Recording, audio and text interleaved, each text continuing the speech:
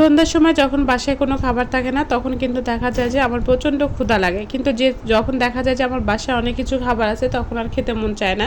তো যাই হোক, খেতে মন না চাইলে কি হবে, আজকে আমি আর আমার ছেলে মনে করলাম যে চলে যাবে একদম তাজের মোড়। আর তাজের মোড় তো সবাই চিনেন না, যারা নওগাঁ চিনেন তারা কিন্তু সবাই চিনবেন তাজের মোড়ে। আর তাজের মোড়ে এই যে হচ্ছে খাবারটা আমি দেখছি, বিশ্বাস করেন ভাই, এডিটিংয়ের সময় মনে হচ্ছিল যে আমি আবারও যাই আবারও খাই। মানে এতই আমার একটা লোভ দই ফুচকার উপর। আমি সবই খেয়েছি এখানকার, কিন্তু দই ফুচকার মতো কোনো টেস্ট পাইনি। আর এখানকার যে ডেকোরেশনটা ছিল সেই ডেকোরেশনগুলো আপনারা দেখেন, ডেকোরেশনগুলো এত সুন্দর। এখানে কিন্তু প্রচুর মানুষ আসে। আমি কিন্তু পুরোপুরি রাত 9টা হচ্ছে এখানে বেজে গিয়েছিল, বেরিয়েছিলাম রাত 8টার সময়, মানে 7:30টার দিকে বেরিয়েছিলাম। 1 ঘন্টা আমার জ্যামে আটকে রাখতে হয়েছিল, মানে থাকতে হয়েছিল। তারপরে আমি মানে চলে আসছিলাম এখানে। আসার পরে দেখি যে একটু ফাঁকা পেয়েছিলাম। অনেক সময় এত ভিড় হয় যে কোনো ধরনের ফাঁকা ফোঁকা পাওয়া যায় না, এখানে মনে হয় যে বসারও একটা জায়গা পাওয়া যায় না। কিন্তু এখানে কিন্তু স্পেসটা অনেক বড় স্পেসের জন্য কিন্তু এখানে জায়গাগুলো অনেক ছিল।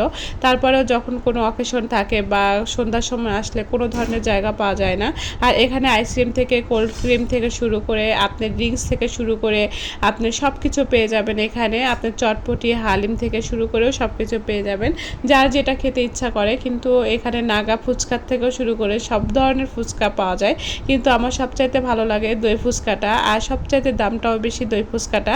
তো চলে আসছি দই ফুচকা খেতে। আর দই ফুচকাটা কেন জানি আমার মনটা খালি আকুল বাকুল করে, এক প্লেটটা কেন, আমাকে যদি 2-3 প্লেটও দেওয়া হয় তারপর আমি খেয়ে নেব। মানে আমার এতই পছন্দের এটা। দাম একটু বেশি হলেও মনে হয় যে জিনিসটার মধ্যে কোয়ালিটি আছে, খাবারটা মান ভালো আছে। আর এই রেস্টুরেন্টটা দেখতেও কিন্তু অনেক ভালো। যারা নওগাঁতে থাকেন, তাজের মোড় হকার্স মার্কেট এটা কিন্তু। তো ইতিমধ্যে কিন্তু আমাদের দই ফুচকা দেওয়া হয়ে গেছে। এর মধ্যে যে এত পরিমাণে দই ফুচকা, চানাচুর, শসা, কাঁচামরিচ, বাদাম, তারপরে হচ্ছে জাফরান, এগুলো দেওয়া থাকে।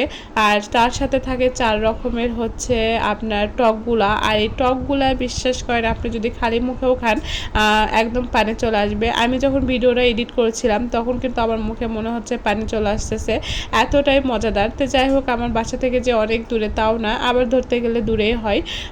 যে তারপরে দূরে মনে হয় যে না, যাওয়ার পরে যখন খাই তখন মনে হয় যে আমার টাকাটা উসুল হয়ে যায়।